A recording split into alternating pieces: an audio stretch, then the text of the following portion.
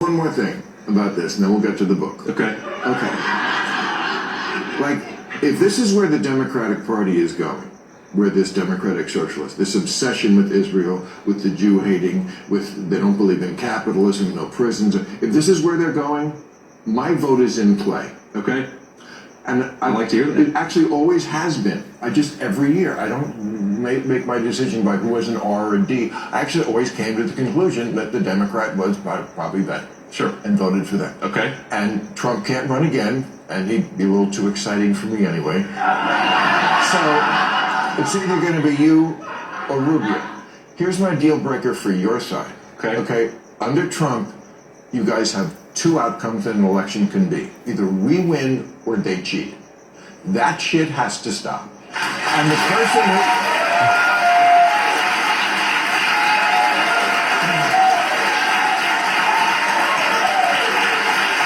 And that means the person who has to stop it would be you or Marco. Can you tell me you will do that? Will you bring us back to the middle, at least on that, where we concede elections, where it's not either one of those two options? Okay, Bill, so this is where I'm probably going to lose you here, but here's... And that happened about 8 minutes ago.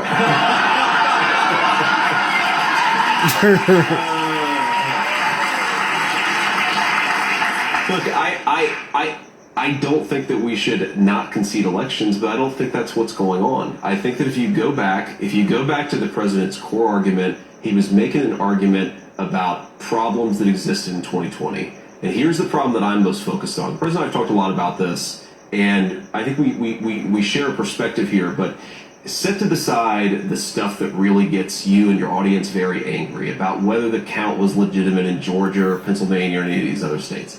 Is it true that large technology companies, some of whom have financial interests that exist outside the United States of America, were they censoring information in the run-up to an election?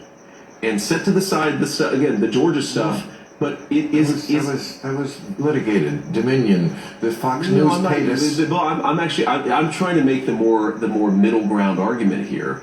The biggest criticism I had of the 2020 election is that you had technology companies that were quite literally censoring negative information about the left and promoting negative information about the right. So in a fundamental sense, like if the First Amendment says that we have a free and open debate and then the American people judge based on that free and open debate, the sense in which I think the election in 2020 was rigged, I'm sorry, is that you had technology companies that were putting their thumb on the scale in a way that completely obliterated the real open exchange of ideas. Well, now, by the way, it didn't happen in 2024, but it happened in 2020, and it was a problem. Well, you're going to get a big pat on the back when you go back to the White House.